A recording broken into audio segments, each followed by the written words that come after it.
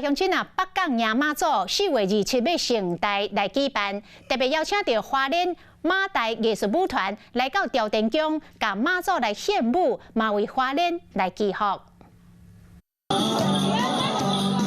大家对关注民的舞团同齐跳舞，嘛向妈祖婆祈求平安。今年北港行妈祖会伫咧4月27起考，其中北港分母地邀请全台湾10歌团的家庭同齐来遮斗乐体。其实成员都是花莲在地的原住民小孩，然后我们很期待能够来到这边参加这个文化盛宴。今年已经有10%团的家庭来遮参与盛会，北港分母地也邀请家庭来遮参加，希望用精彩表演来甲妈祖婆接受，嘛展现家庭的多元文化。以前早期有许多那个义政内容参与北港妈祖的绕境